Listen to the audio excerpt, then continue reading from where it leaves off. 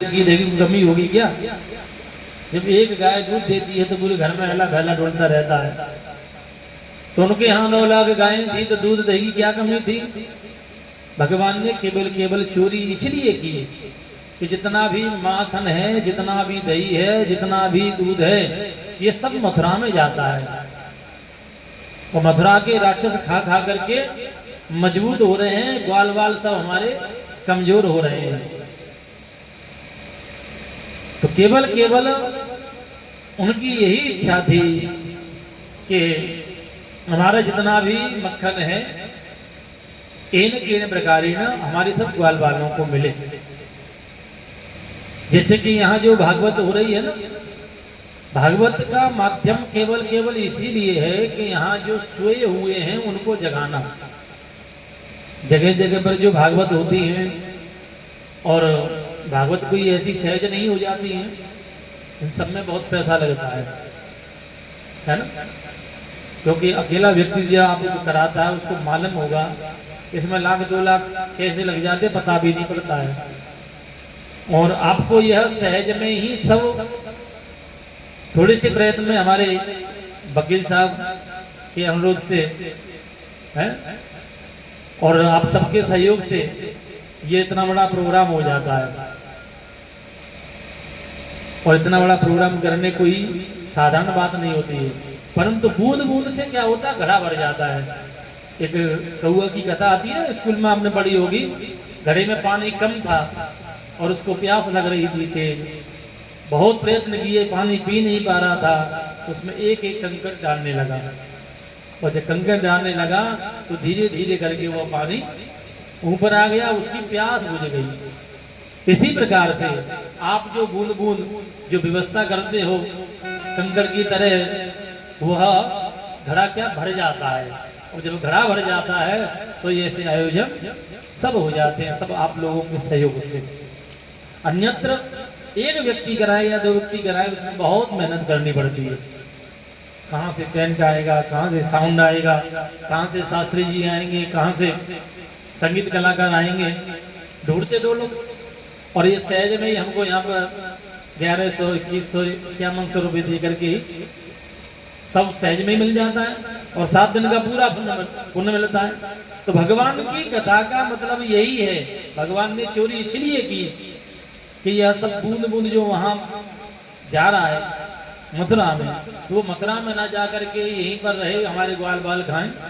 तो ऐसे ही धर्म का कार्य जो हो रहा है उसमें हम सब बढ़ चढ़ करके आनंद ले रहे हैं और ऐसे ही लेते रहे। ठाकुर जी ऐसे ही हम सबके ऊपर कृपा करते रहे, क्योंकि दान दिए धन ना घटे जो सहाय रघुबीर। यानी कि पक्षी के जल पीने से सरोवर नीर कम नहीं हो जाता है, जल कम नहीं होता है। और बच्चों को हम डंडा मारते हैं, फल क्या देते हैं हमको फल देते हैं खाने के लिए। डंडा मारते तभी तो फल हम नीचे मिलता है।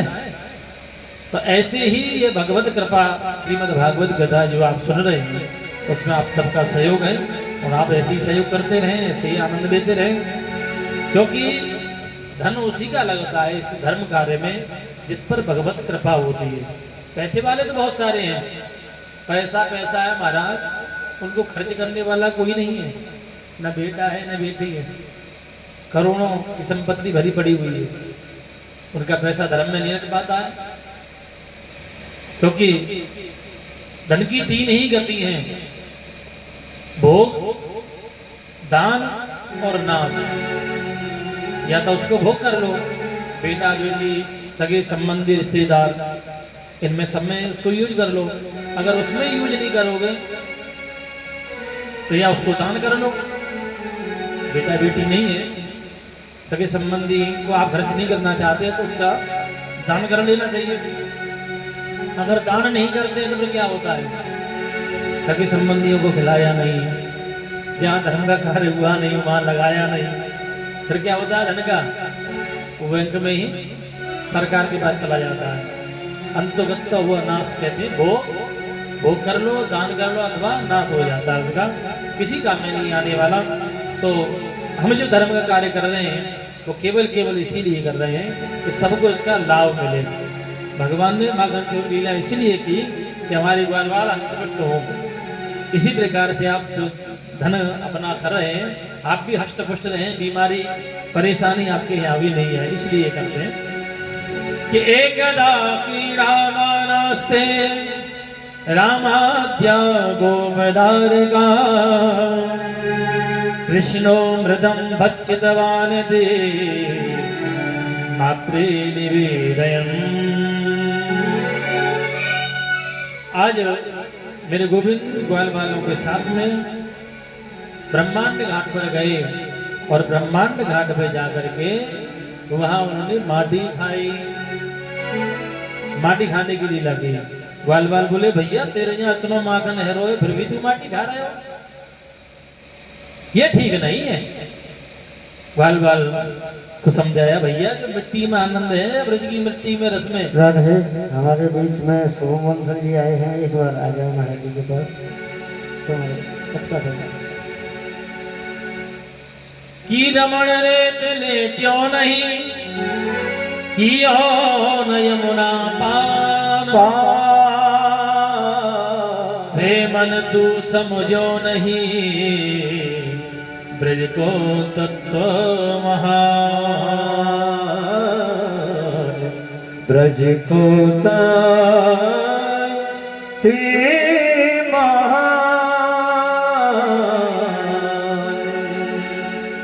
ब्रज को तत्व महान। ब्रज की लीला को वो नहीं समझ सकते जो वीआईपी बन करके जाते हैं। ब्रज की लीला को वही समझ सकते हैं जो रमण रीति में लेट करके वहाँ के जो आनंद लेता है। क्योंकि वृंदावन की महिमा है ना, बड़ी ही विचित्र है। और विचित्र ही नहीं, वहाँ मृत्यु देवी भी आकर के भगवान से हाथ जोड़ते हैं, महाराज मुक्ति कहे गोपाल सो मेरी मुक्ति बता। क्योंकि मुक्ति कहती है मैं सबको मुक्ति प्रदान करती हूँ। हे गोविंद हे गोपाल मेरी मुक्ति कब होगी? तो गोविंद क्या कहते हैं कि ब्रज रज उड़ मस्तक लगे लगे मुक्ति मुक्त है जाए मुक्ति मुक्त है जाए। ब्रज रज उड़ मस्तक लगे जाती है तो मुक्ति भी वहाँ मुक्ति प्रदान कर लेती है। ऐसी ब्रज की महिमा को मेरे गोविंद ने उठा करके दिखाया। परंतु ये बात ब्रज के वासी जो हैं ग्वालवाल उनको सहज नहीं अच्छा नहीं लगा। मैया से आगे शिकायत कर दी, मैया तेरे लाला ने आज माटी खाई। मैया ने पूछा लाला का तने माटी खाई? भगवान बोले मैया जितने भी ये सब है ना ये सब झूठ बोल रहे हैं। सर्वे मिथ्या विशंसिना ना हम बच्चिदवानम सर्वे मिथ्या विशंसना, ये सब झूठ बोल रहे हैं, मैंने कोई माटी नहीं खाई। मैया बोली लाला तू ही हरिश्चंद्र है रहे हो, ये सब ग्वाल बाल जितने वो सब झूठ बोल रहे हैं। ग्वाल बाल बोले मैया तुमको हमारा विश्वास ना है रहो, कोई बात ना है। बलराम जी से पूछ लो, तुम बलराम जी को तो विश्वास मानोगे। और बलराम जी से पूछा क्यों? फिर इस कान्हा ने माटी खाई। आज बलराम जी कहना ही चाहते थे। भगवान बोले सुनो दाऊ दादा तुमने हमारी माटी की शिकायत की तो हम मैया से कह देंगे ये भांग को गोला खामे।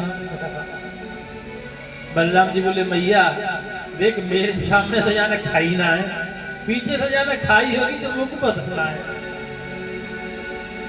ग्वाल बाल बोले भैया तुमने तो हमको दोनों को हमको झूठ बना दिया। देख भैया ये बात ठीक नहीं है, इन दोनों ने आपस में मित्रता कर ली। भगवान बोले मैया तुमको विश्वास ना है हमारी बात में, तू मेरा मुंह खोल करके देख ले। ग्वाल बाल बोले वाह भैया जब तेरे सुबह माटी खाई अब तेरे मुख में रखी है माटी। मैया बोली कछु ना कछु तो ऐसी भी अभी भी होगी। कि नाहं बच्चितवानम्ब सर्वे मिथ्या विशंसिनः यदि सत्यगिरिस्तर्हि समक्षं पश्य मे मुखम। मेरा मुख खोल करके देख लो मैया। मैया ने कहा ठीक है कोई बात नहीं। और जैसे ही मुख खोला मेरे गोविंद ने, योग माया ने वैष्णवी बेतरुण माया पुत्र स्नेहमयी विभो। योग माया ने कहा अच्छा हमारे स्वामी का कान पकड़ कर मुंह खुलवा करके देख रही हो। सारा ब्रह्मांड भगवान के मुख में ही दिखा दिया। मैया बेटी जहाँ दिगरी कान पकड़ करके मैं जलाला को मुख देख रही हूँ, वो मैया ने अपने मुख देखो घबरा गई सारे ब्रह्मांड का दर्शन करके। मैया मूर्छित होकर के नीचे गिर पड़ी। मेरे गोविंद ने मैया की मूर्छा को जागृत कराया। मैया कहा भयो? अरे लाला मैंने कछु देखो। कहा देखो तेरे मुख में मैंने माटी देखी, माटी तो मुख दिखी ना, पूरा सारा ब्रह्मांड देखो। भगवान ने बोले भैया कैसी बातें करे, मेरे छोटे से मुंह में कहा सारा ब्रह्मांड दिखे। आज मैया ने कहा बेटा मैंने देखो। भगवान ने पुनः मुख खोल कर दिखा दिया। देख भैया मेरे मुंह में कछु ना है। मैया ने अपने लाड़ लड़ाते हुए अपनी गोदी में बैठा लिया। लाड़ लड़ाने लगी, दुलार करने लगी। समय व्यतीत होता गया। एक दिन मैया कि एकदा गृहदासी सो यशोदानंद गेहिनी कर्मांतर नियुक्तासु निर्मंत स्वयं दधिहि। मैया जितने भी घर के कार्य होते थे सब दास दासियां करते थे, परंतु मैया अपने लाला के लिए स्वयं माखन निकालते थे। अपने गोविंद के लिए, अपने लाला के लिए स्वयं सेवा करते थे। आज सुबह प्रातः कालीन 4 बजे गोविंद का गुणगान गा रही थी। श्री कृष्ण गोविंद हरे मुरारे हे नाथ नारायण वासुदेवा। कीर्तन करती जा रही थी, दही बिलो रही थी। मेरे गोविंद पलंग पर सो रहे थे। भगवान के कानों में यह प्रेम भरी आवाज सुनाई दी। मेरे गोविंद आंख मूंदते हुए चले आए। भैया हमको तो बहुत तेज भूख लग रही है। पीठ से लटक गए।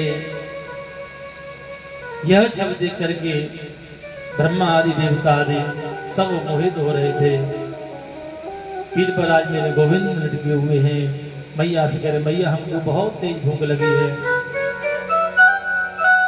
मैया कह गई लगा थोड़ी देर और रुक जाओ, मैं तुम्हारे लिए ताजा माखन निकाल रही हूँ। भगवान बोले भैया हमको तो बहुत तेज भूख लग रही है और अभी चाहिए, इसी वक्त चाहिए। मैया ने कहा लाला तो ज्यादा भूख लग रही है, कल को मां कर रखो वो बाबू भाई। भगवान बोले भैया हमको कल को ना चाहिए, अभी चाहिए, ताजा चाहिए। मैया बोली लाला तू बड़ो निष्ठुर हो तो चलो जा रहे हो, ये ठीक नहीं है। क्या कारण है? आज मैं गोविंद को समझाने लगी मैया लाला तू जब तक मैं माखन निकालती हूँ तब तक तू चंद्र खिलौना से खेल ले, चंदा मामा के साथ में खेल ले। आज चंदा मामा को बता दिया कि चंदा मामा है। एक परात ली, उसमें जल भर दिया, कहा ये चंदा से खेल लो। तो भगवान माखन को भूल गए। मैया चंद्र खिलौना ले हूँ, मैया चंद्र खिलौना ले हूँ। आज चंद्र खिलौना जब नहीं मिला तो मैया ने एक छोटी सी गुड़िया ला करके दे दी और गुड़िया ला करके कहा कि ले बेटा तू जा से खेल ले। हट पकड़े नंद लाला मैया जी मोए चंदा ला दे।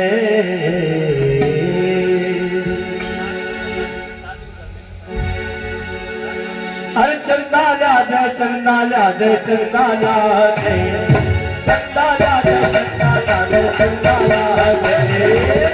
एक बार दोनों हाथ उठा के मैया देखो छोटा नंदलाल। हट पकड़े नंदलाला मैया जी मोए चंदा ला दे।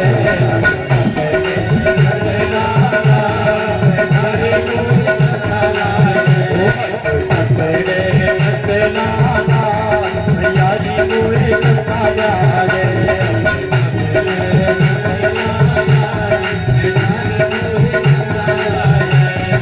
चंदा ला दे चंदा ला दे चंदा ला दे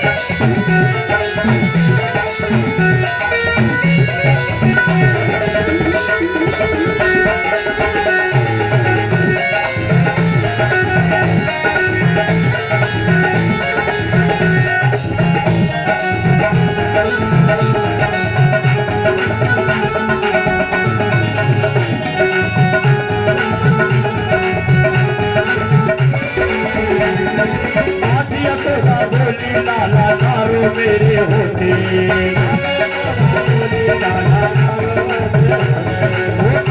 सोदा बोले लाला नारो मेरे होते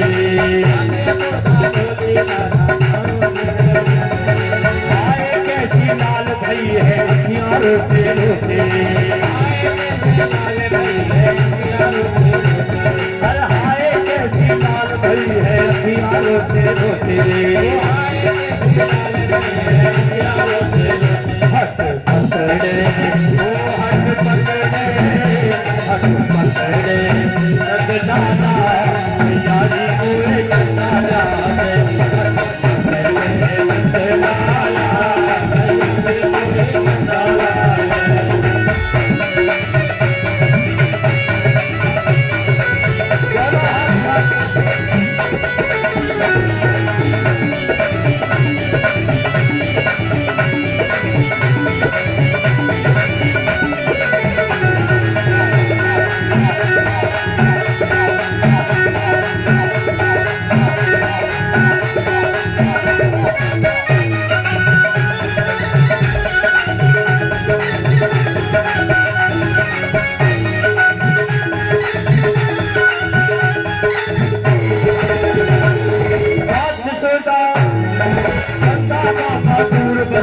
कैसे लेकर आओ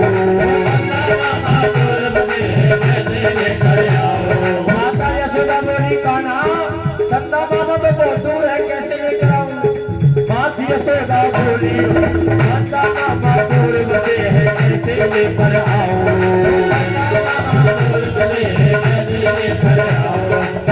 तू भी तो ना माने तो थाली में दिखलाओ एक बार दोनों हाथ उठाएं सिंगला साहब वकील साहब हट पकड़े हट पकड़े हट पकड़े बंदे लाला यारी हुए चंदा ला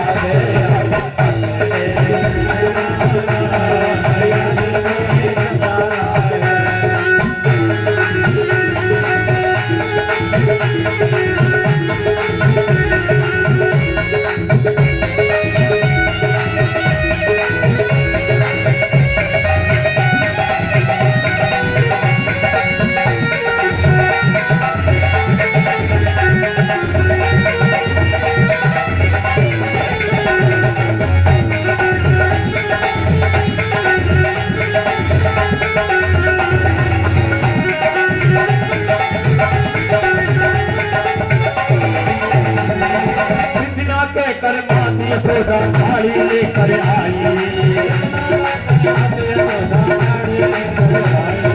इतनी कह के माती यशोदा थाली लेकर आई देखो भैया सच्चाई तो ये है जब तक चाहे हमारे पूजनीय व्यास जी हो चाहे हमारे समस्त कलाकार हो जब तक भजनों अगर हम भजन गाए श्रीमद् भागवत आपके बीच में रखे रसपान कराए जब तक भगत और सुनाने वाले उस संतों के अंदर आंखों से आंखें चार नहीं होती ना तब तक आनंद नहीं आता। भैया कुर्सी लेके दीवार का सहारा लेती है कुर्सी सामने भी ले लिया करो भैया, कोई दिक्कत नहीं है, कुर्सियों पर बैठो लेकिन सामने बैठो ताकि हमें भी दिखे कि कोई भजन चल रहा है। अरे इतना कह कर बात यशोदा थाली लेकर आई, हर पानी भर कर दिखलाई है चंदा की परछाई, हर पानी भर कर दिखलाई है चंदा की परछाई।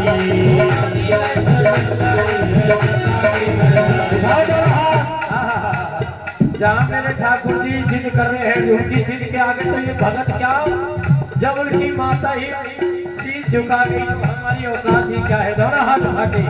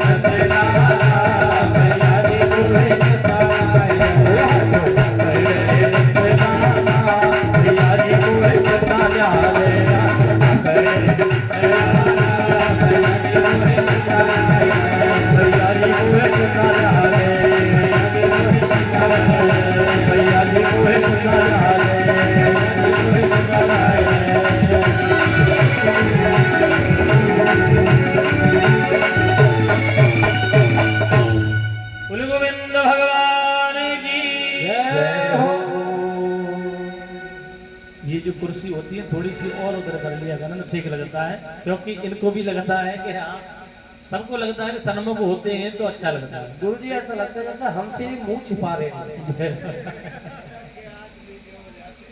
बोलिए वाकई बिहारी लाल की। नहीं वैसे भी तो कम लोग हैं और उसमें भी बैठ जाते हैं। नहीं मुंह तो वकील साहब जज साहब के सामने छुपाना पड़ता है क्योंकि सच बखान करना पड़ता है ना। बोले वृंदावन बिहारी लाल की जय हो। थोड़ी थोड़ी कर लिया बस, थोड़ी थोड़ी से कर लेते हैं, ठीक है। आज श्री सुखदेव जी महाराज कहते राजन परीक्षित, आज भगवान मैया से कहने लगे मैया हमको तो अभी चाहिए। फिर भगवान ने पूछा मैया ये बताओ, एक बात बताओ, तुम मुझसे प्रेम ज्यादा करती हो या दूर से प्रेम करती हो? है? भगवान ने पूछा मैया से, बैठ जा कोई बात नहीं। बोले वृंदावन बिहारी लाल की जय हो। आज श्री सुखदेव जी महाराज कहने लगे परीक्षित से, भगवान ने पूछा भैया ये बताओ तुम दूध से ज्यादा प्रेम करती हो या हमसे? भैया बोली कैसी बात करे लाला, जितना पूत प्यारो हो उतना दूध प्यारो ना हो। परंतु प्राय देखा गया है अगर पूत गोद में लेटा हुआ है और दूध निकल रहा है तो पूत को मारता है और दूध को बचाने चल जाती है। यही भगवान के साथ में हुआ। भगवान कह रहे थे मैया ये बताओ तुम दूध से ज्यादा प्रेम करती हो या मुझसे प्रेम करती हो? भैया बोली कैसी बात करे ना, दूध कितना प्यारा, जरूर दूध तो फिर भी आ जाएगा। इतने में जो दूध उबल रहा था वो उफनने लगा और जैसे दूध को उफनते हुए देखा नाला दूध अलग रख दिया फेंक करके तुरंत दूध को बचाने के लिए। भगवान बोले वाह भैया अभी तो यो कह रही कि दूध प्यारा ना है, दूध ज्यादा प्यारा हो। प्राय ऐसा ही तो होता है, बच्चे को फेंक देती है फिर बैठा देती है अलग, तुरंत दूध बचाने जाती है। मैया दौड़ी दौड़ी दूध को बचाने गई, इधर भगवान को गुस्सा आ गया, वाह मैया हमसे ही झूठ।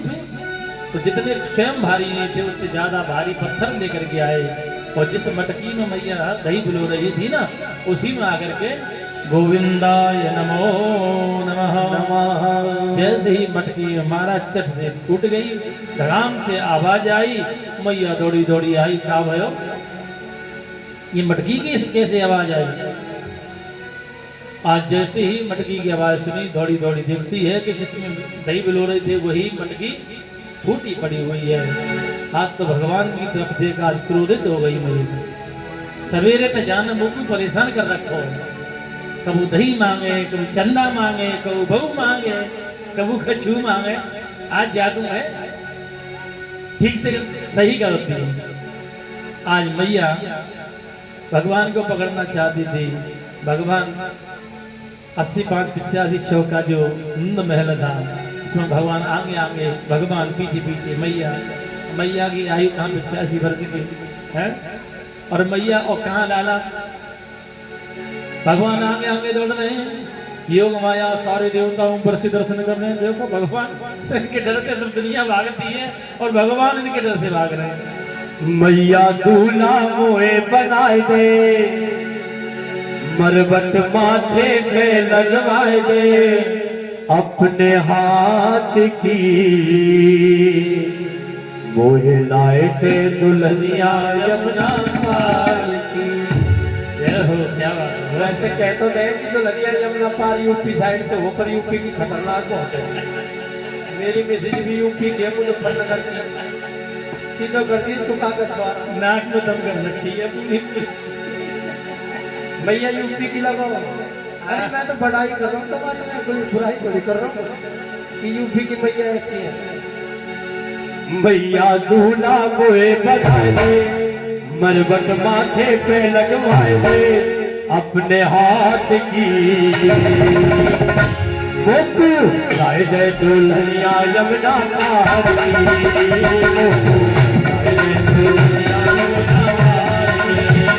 मैया दूल्हा मोए बनाए दे, मरबट माथे पे लगवाए दे, अपने हाथ की लाए दे दुल्हनिया यमुना पार की।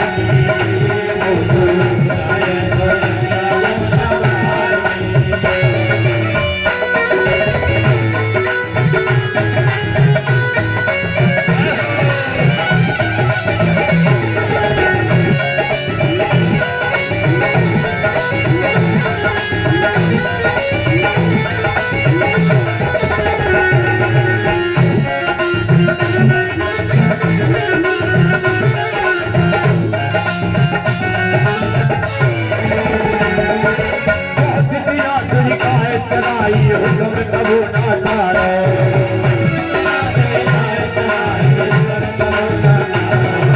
सब कालन के फेरे पड़ के कहीं रह गया।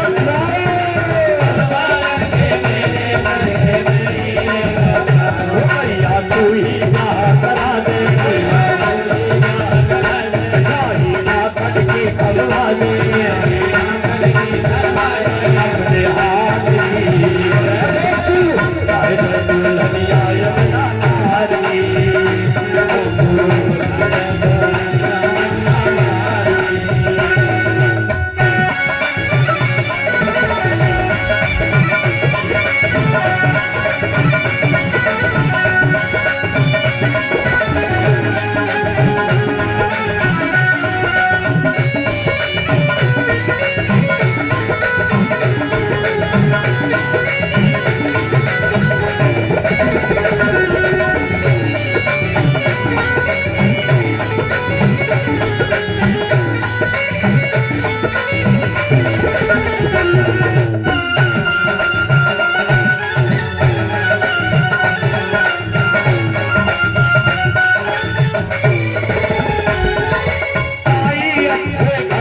करियो मेरी रिश्तेदारी,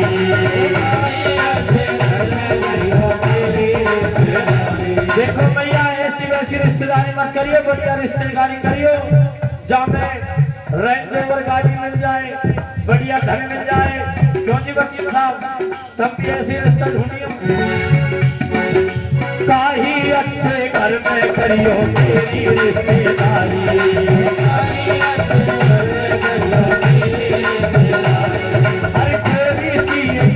दुल्हनिया ना हो बल्लो सारी,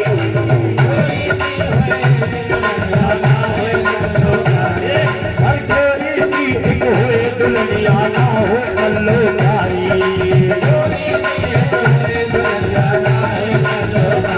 भैया तेरे घर लगावे बैल बजावे करेगी प्यार की लाइट दुल्हनिया यमुना पार की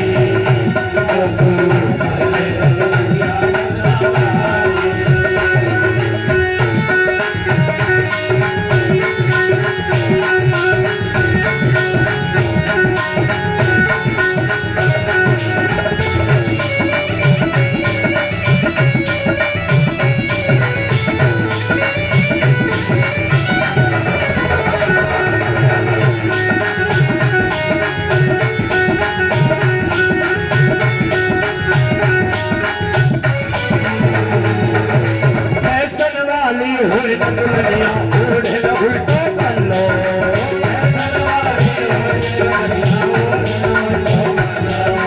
फैशन वाली हुई न दुल्हनिया ओढ़े न उल्टे पल्लो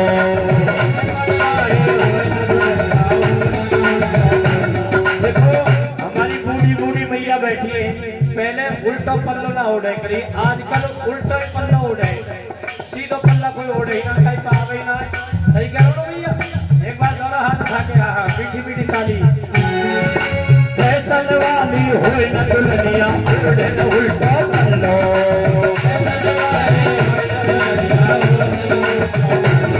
हर काफिल से वो घर आ जाए ब्रज में है जय हल्लो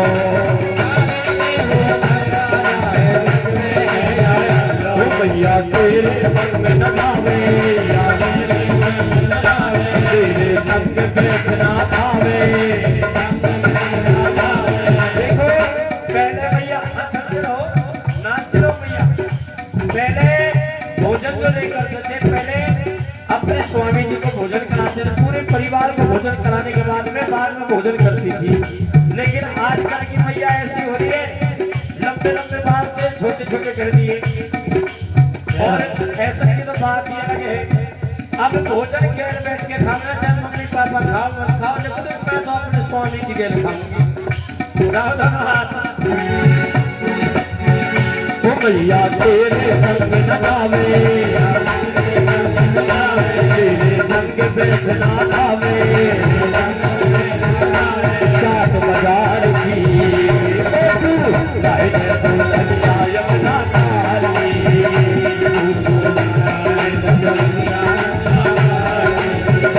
भैया दूल्हा तोए बना दे हर वक्त माथे पे लगवा दे अपने हाथ की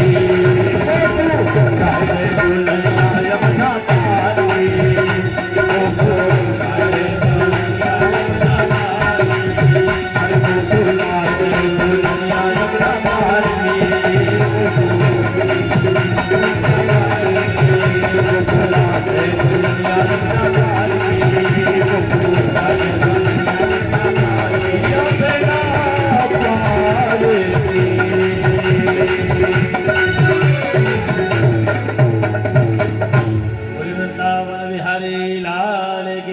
जय हो सदगुरुदेव भगवान की जय हो जय जय श्री राम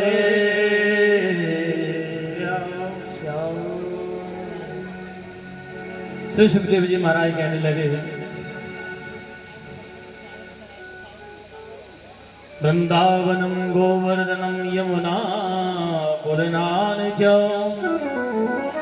विच्छासेदुत्तमा प्रीति राम माधवर्योर्नृपः।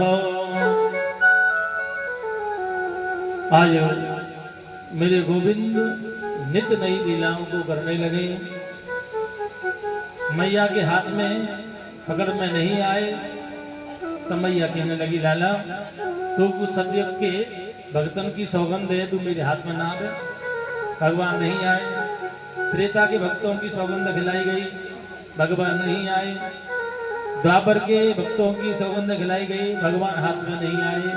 और जैसे ही कलयुग के भक्तों की कथा सौगंध दिलाई, भगवान तुरंत हाथ में आ गया। इसका तात्पर्य क्या है? क्योंकि भैया कलयुग में भगत तो होते पर बहुत कम होते हैं। सत्ययुग त्रेता द्वापर में तो खूब मिलते थे। कलयुग में थोड़े से भगत हैं, वो भी अगर रूठ गए तो हमारा कैसे काम चलेगा? क्योंकि स्वाहा स्वाहा होगी तभी देवताओं को भोजन मिलेगा। और जहाँ भगवान का भजन होता है भगवान वहीं पुष्ट होते हैं। क्योंकि मंदिर मस्जिद गुरुद्वारे में भगवान नहीं रहते। भगवान कहाँ रहते हैं? जहाँ उनका कीर्तन होता है, जहाँ उनका स्मरण होता है, जहाँ उनकी पूजा होती है, वहाँ भगवान रहते हैं। आज श्री सुखदेव जी महाराज कहने लगे, मैया ने लाला को पकड़ लिया, उखल से बांधना चाहा, भगवान बंध नहीं पाए। बहुत प्रयत्न किए, रस्सी में रस्सी जोड़ करके बांधती रही, परंतु 2 अंगुल छोटी पड़ जाती।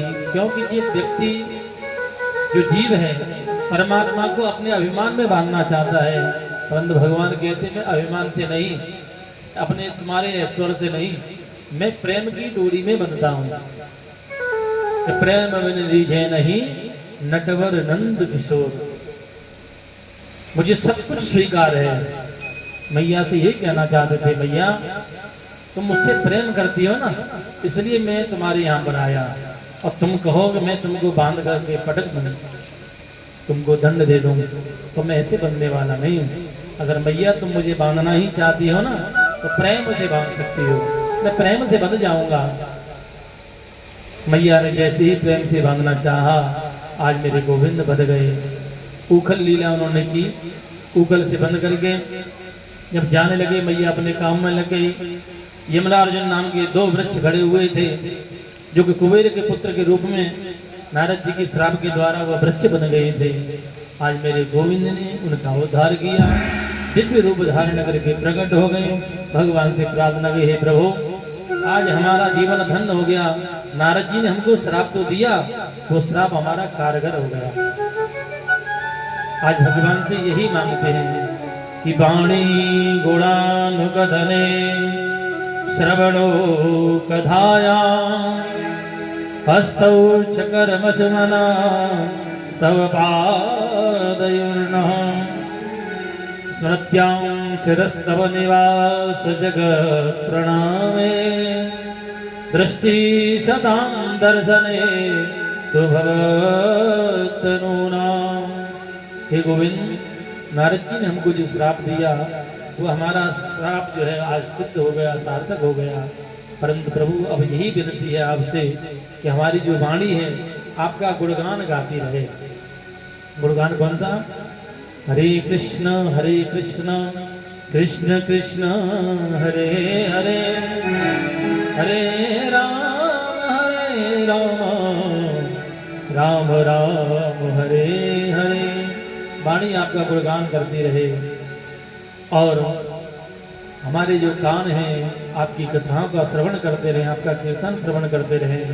हमारे जो हाथ हैं आपकी सेवा करते रहे, हमारा ये जो पैर है वो तीर्थ गमन करते रहे, हमारा ये मस्तक है और कहीं दरवाजे पर ना झुके, हम तो आपके दरवाजे पर हमारा झुका रहे मस्तक। शिरस्तव निवास जगत प्रणामे दृष्टि सताम दर्शने भवत्तनूनाम।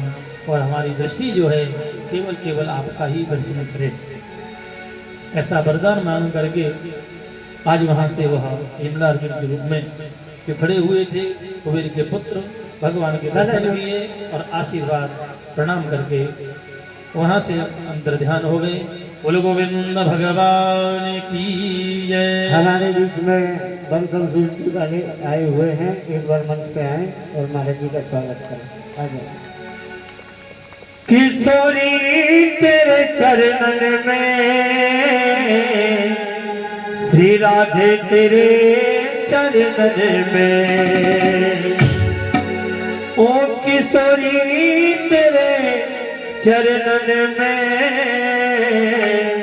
श्री राधे तेरे चरणन में, मेरे जीवन की जुड़ गई हो किशोरी तेरे चरणन में, मेरे जीवन की जुड़ गई हो किशोरी तेरे चरणन में, मेरे जीवन की जुड़ गई हो किशोरी तेरे चरणन में, जीवन की जुड़ गई हो किशोरी तेरे चरणन में।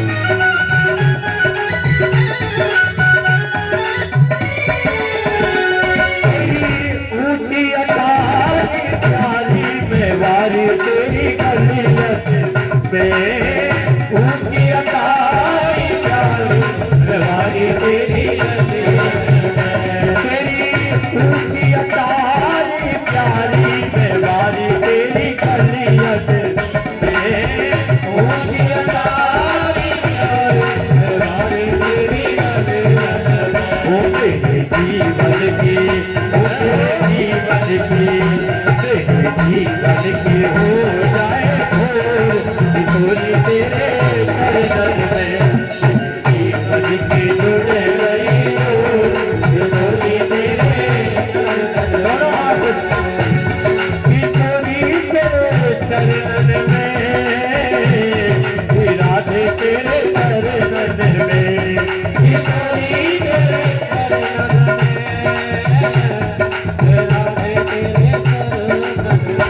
एक बार आप बोले मेरे जीवन की जुड़ गई दोनों हाथ उठा के मैया जीवन की ऐसे होता है भजन कीर्तन मेरे जीवन की जुड़ गई हो किशोरी तेरे चरण में जुड़ गई हो किशोरी तेरे चरण में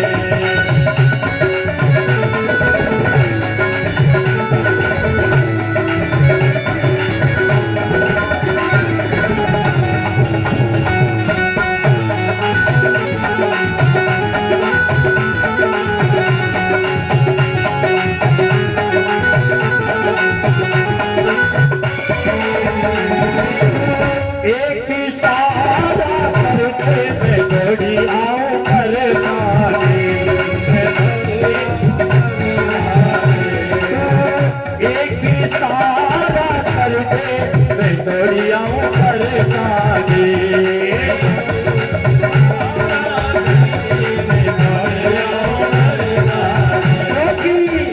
मैं तो नाचूंगी मैं तो नाचूंगी मैं तो नाचूंगी बच के किशोरी तेरे चरण में मन की जुड़ गई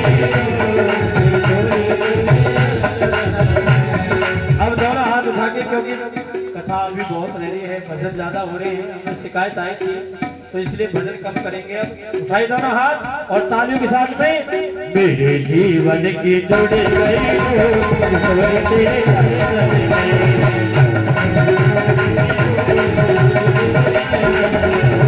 जीवन की जुड़ गई हो किशोरी तेरे चरण में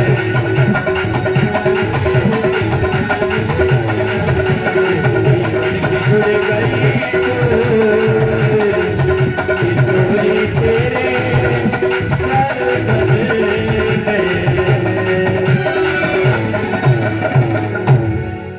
बरसाने वारी की जय हो। वैसे तो आज की जो कथा है ना हर प्रसंग पे 2-2 4-4 भजन है क्योंकि भगवान की बाल लीला ही ऐसी है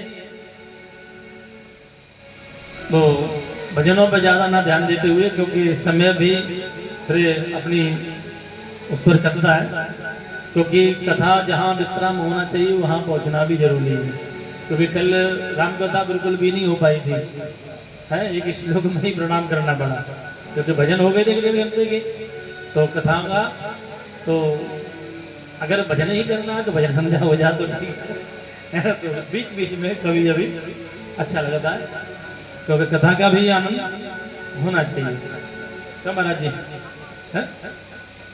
बोल वृंदावन बिहारी लाल की जय हो।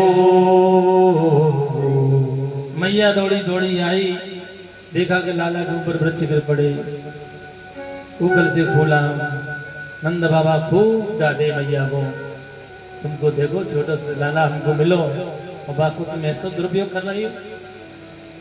आज भगवान नंद बाबा के पास में पहुंच गए अब हम मैया के पास नहीं रहेंगे परंतु मैया के हृदय व्याकुल हो गया और थोड़ी देर बाद मेरे गोविंद बाबा को छोड़ करके मैया के अंक बना करके लिपट गए क्योंकि बालक जो भी होता है ना बिगड़ माँ के रह नहीं सकता है। क्योंकि पिता का प्रेम जो होता है, आजकल तो फिर पिता का प्रेम इतना हो गया कि बच्चे माँ के पास नहीं जा रहे हैं, पिता के पास में रह रहे हैं, परंतु माँ का जो प्रेम होता है वो अगाध प्रेम होता है। क्योंकि अगर गंदगी कर लेता है तो पिता कहता है कि माँ के पास जाओ, और माँ साफ कर देती है तब फिर पिता ले लेता है। पिता तो वो जो माँ है ना, वो भक्ति स्वरूपा है।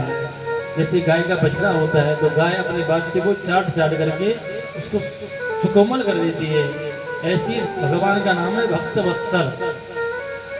और भगवान जिसके हृदय में देखते हैं भक्ति, भगवान उसी के हृदय में प्रकट हो जाते हैं। और तत्क्षण ये भगवान जो हमारा जो भगवान का मिलन है ज्यादा समय का नहीं है। कितनी ऐसी भक्तमाल में अनेक कथाएं। एक डाकू था, वह चोरी करके आ रहा था, पीछे से पुलिस वाले राजा के सिपाही लगे हुए थे। ऐसी कथा चल रही थी, बहुत सारी भीड़ थी। उन्होंने कहा यहीं छुप जाते हैं।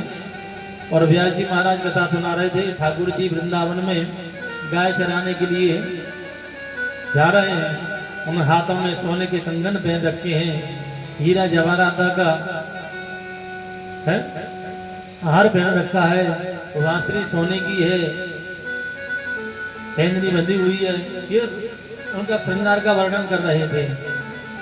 जो चोर चोरी करके वहां बैठ गया था ना, उसने जीवन में कभी धर्म का काम नहीं किया था, न कभी धर्म की बात सुनी थी। क्योंकि जो धर्म से जुड़ जाता है फिर ये सब करने की आवश्यकता नहीं रहती है। चोर ने कहा कि हम रोज रोज चोरी करते हैं, हाँ तो आज अगर इसकी चोरी कर ली जाए, इसके हाथ में जो हीरा जवाहरात पन्ना जितने भी हैं, अगर इसको एक बार लूट लिया जाए तो फिर जीवन में चोरी करने की जरूरत नहीं पड़ेगी। कथा विश्राम हुई और कथा विश्राम होने के बाद व्यासी के पास में गया हुआ डाकू, कहा महाराज आप जो कथा सुना रहे थे ना, वो मुझे उसका पता चाहिए। व्यासी समझे नहीं, भाई आप कौन हो? लेकिन मैं डाकू हूँ, और डाकू का नाम बहुत बड़ा विख्यात था। व्यासी बोले महाराज जो कुछ भी आया सब ले जाओ, हमें छोड़ दो। मैंने भी ये नहीं चाहिए हमको, हमको तो तुम जो कथा में सुना रहे थे मोर मुकुटवादी की कथा, वो उसने हीरा जवाहरात के ये सब पहन रखे हैं, तो वो सब उसका पता चाहिए हमको। व्यास जी बोले उसका पता तो उत्तर प्रदेश में मथुरा जिला है, वहीं वृंदावन है, वहीं गाय को चराते हैं वृंदावन यमुना किनारे। मैंने कि महाराज पता ठीक से बताना, अगर पता ठीक नहीं निकला तो आपकी खैर नहीं है। हाँ तो वही डाकू पहुंच जाता है पूछते पूछते वृंदावन, और यमुना किनारे उस जंगल में देखने लगा, वो कृष्ण दिखाई नहीं दिया। मैंने कि आज नहीं आया हुआ तो कल आएगा। और महाराज प्रतीक्षण में बैठा रहा, दूसरे दिन भी नहीं आए। तीसरे दिन ठाकुर ने कहा आज तो निश्चित ही आएगा, ऐसा विश्वास था। तो भगवान कदम के नीचे प्रकट हो गए। इतना सुंदर स्वरूप उनका, उस सुंदर स्वरूप को देख करके भगवान मुस्कुरा गए।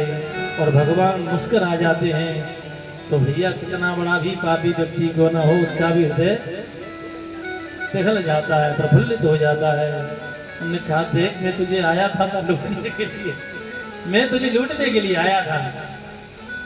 क्योंकि व्यासी ने तो बहुत कम बताया था, तुमने तो इतना सोना चांदी हीरा जवाहरात पहन रखे हैं, लूटने की बहुत इच्छा है मेरी, परंतु क्या करूं मैं स्वयं लुट गया तेरे में,